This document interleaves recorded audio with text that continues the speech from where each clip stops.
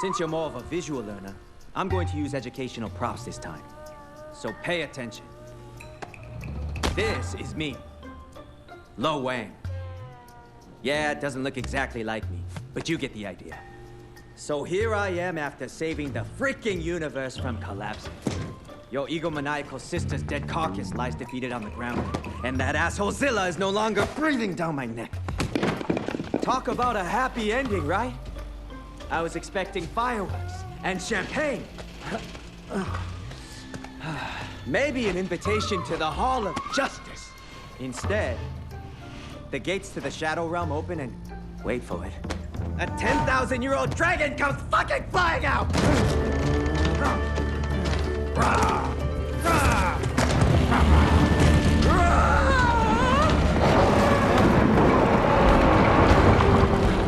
What can I say about Shadow Warrior? Well, it features Lo Wang, a man with the most provocative character name since Pussy Galore. The aim of the game is the same as always: slaughter everything dumb enough to stand in your path. Bunny's optional.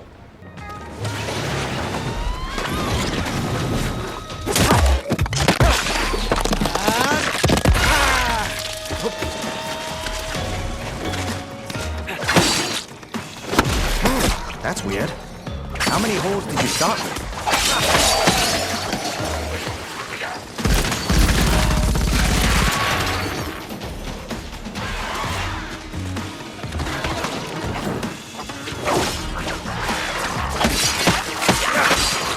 Shiny and explosive. My favorite combination.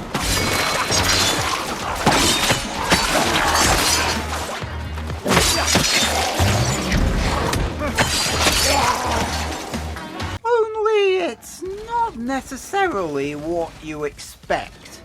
Shadow Warrior 1 was a level-by-level affair. It had a small number of weapons and powers, and most of all, it was dark. Like I'm in a Batman movie dark. Shadow Warrior 2 had levels, but they were presented as large open-world areas, filled with random encounters and lots and lots and lots and lots of loot in the form of weapons and mods. And now the third game has mostly returned to the first game's roots, a linear level-by-level system. Zilla, I'm coming, but I am not happy. I told you not to mess with the magic. That is rule number 1, Zilla. Everything bad that happens because some moron messes with the magic. I didn't become the most powerful man in the world by following the rules. I make the rules. Yeah, I will bet you don't feel all that powerful now, do you? Huh? Do you? Hiding in some hidey hole waiting for me to save your sorry ass from a horde of bloodthirsty demons. Just get here, would you please? Each level is a series of kill rooms filled with demons to slaughter, and the kill rooms are connected by acrobatic sections requiring jumping, wall runs and hook swings. A parkour paradise, if you will. Who is ready for some wang? Hey! It's my line!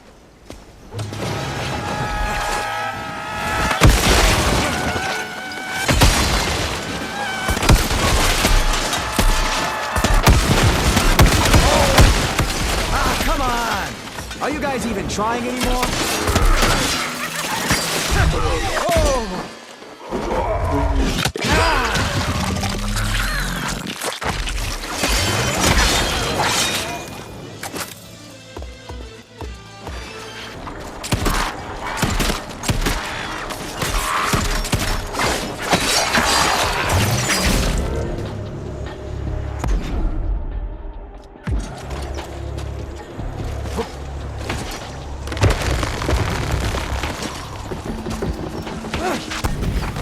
Whoa, whoa! I hate that mother freezing ice in this mother freezing forest!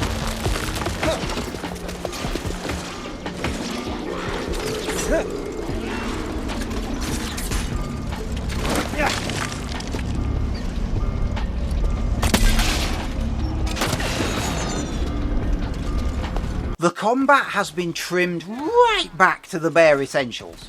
Gone are the huge array of weapons. You have a sword and 6 guns. That's it. weapon and character mods have disappeared completely. Gone are the large reserves of ammunition. Stick with a gun for more than 20 seconds and it tends to stop killing things. Gone are most of the fancy powers. The only one to survive the purge is the Chi Blast. Gone are the medkits. Gone is the Chi energy. Gone are the documents and the lore pickups. They even ditched the large winding skill trees with their many bonuses. So many things from the previous games have simply been deleted. So why does this game feel so fucking awesome?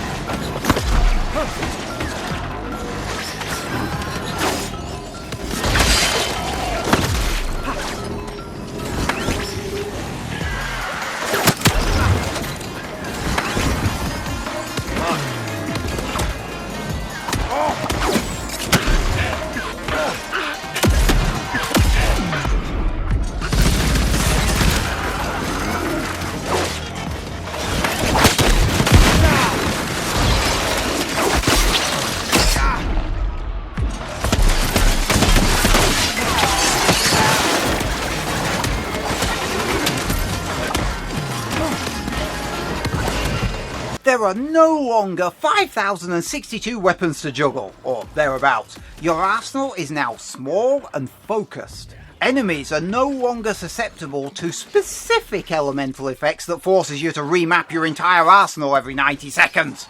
Plus, there's no way of modding weapons to deal that kind of damage now anyway. Grab a shotgun and blast the demon's face off its skull. The end. Most of the Chi powers are gone, but to be honest, I always saw most of them as completely useless. The healing power was the only one I used, and I used to spam it. A lot. The Chi Blast is now powerful enough to knock enemies straight off of ledges or into spiked walls. Plus the blast is tied to a fairly quick cooldown timer now, so fire away. The skill tree has been removed in favour of a very short list of weapon and character upgrades that unlock in a dead straight line. No complicated branches to memorise and think your way around. The upgrades themselves are powerful. For example, the revolver can be made to fire exploding headshots and later set fire to rounds fired in quick succession. The submachine guns can fire electrical rounds and later turn dead enemies into lightning traps. Every upgrade turns a weapon to a very specific and useful purpose.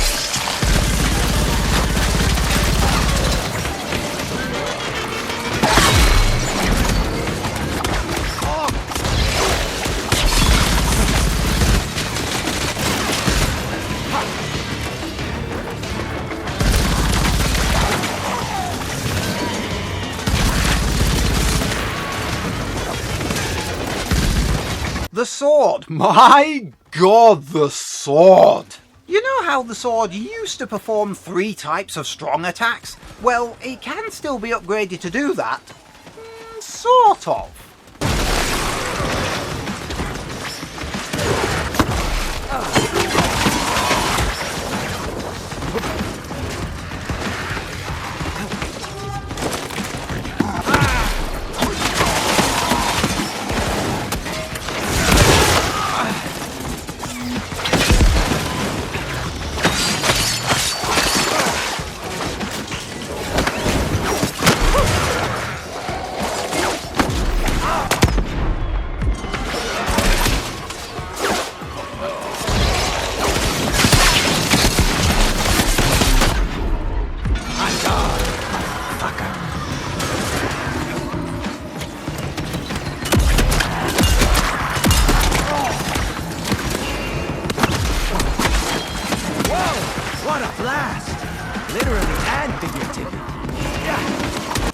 was you had to reverse away from every enemy you ran into. Well, okay, you kinda still do, but now you can immobilize even the largest of opponents with just the sword. Close range combat against the big arseholes is now a viable option.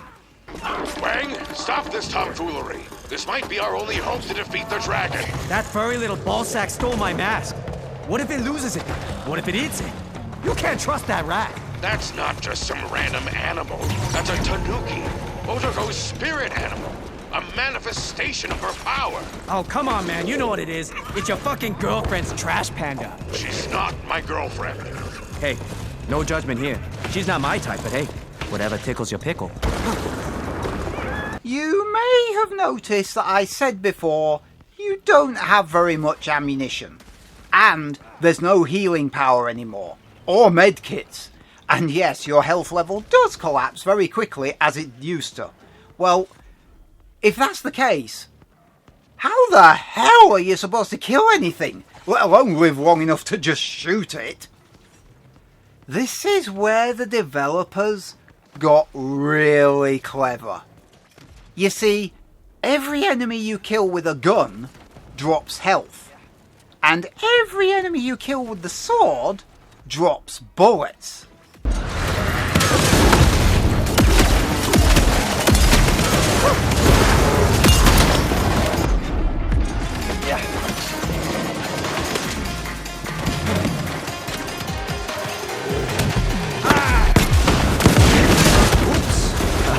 Is that a body part you need?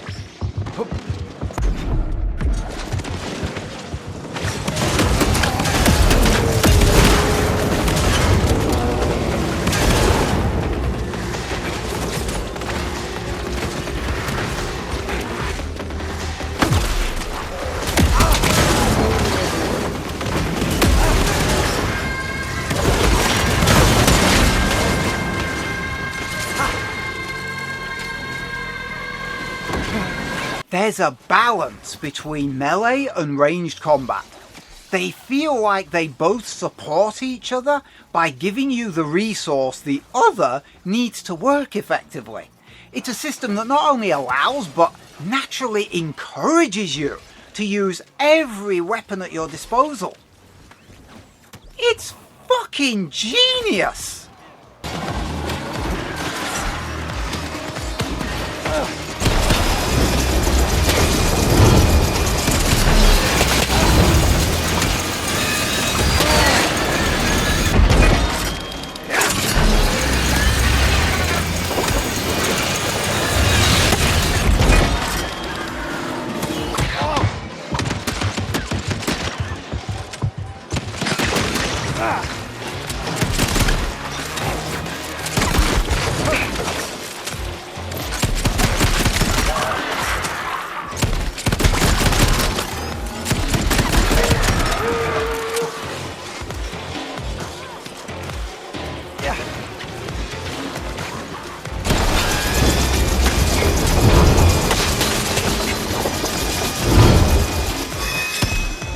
As if that isn't good enough, the kill rooms usually come with built-in traps. No idea what possessed the demons, ho-ho, to install massive bladed contraptions right where you could use them to slaughter them all, but they did. And as if that wasn't good enough, there are so many parkour-related ways to move around each kill room. I actually couldn't spot all the pathways until after I'd killed everything and had a free moment to walk calmly around the arena. And as if that wasn't good enough...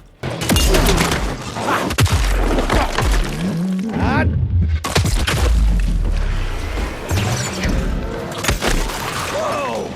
That was awesome! Did you click that? That's gonna go sure.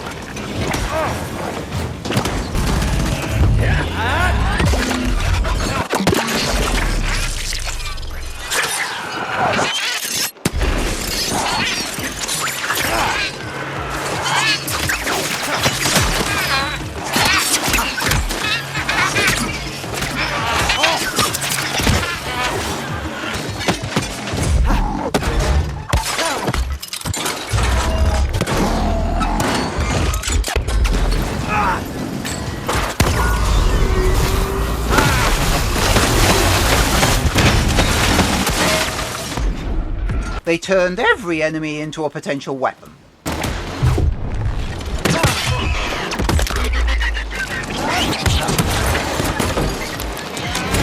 Sorry, I was aiming for that guy.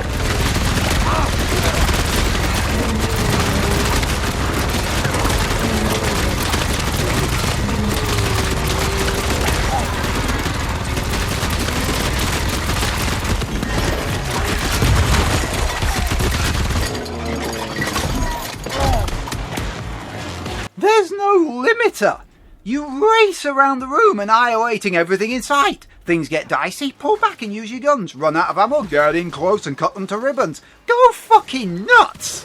One of the main drawbacks of the second game's open design, I mean besides random enemy clusters every 5 sodding feet, was the random nature of Wang's one-liners. Because the levels had no real structure behind them, so they couldn't structure the jokes. That doesn't happen anymore. So, what I'm saying is that if it has 2 legs, technically it's a wyvern, not a dragon. I might be getting facts from comic books, but no one said knowledge can't be fun. You're just too old to get it. The older the tree, the deeper the roots. The older the asshole, the louder the toots. You are stress talking again, Lo Wang. Are you in doubt we can do this? Kill a dragon as big as a mountain with a Halloween mask? Damn right. Personally, I'd rather have a battle cruiser with photon torpedoes. As part of this more focused approach, there's almost no collectibles at all. The only ones in the game are orbs, which purchase your upgrades. Most of them are on the parkour section, so keep an eye open for alternate paths. There are challenges to be completed. Kill demons a certain way enough times and you earn a bonus orb. Yeah, everything's been stripped back so much. Honestly, there's not much left to talk about, not really.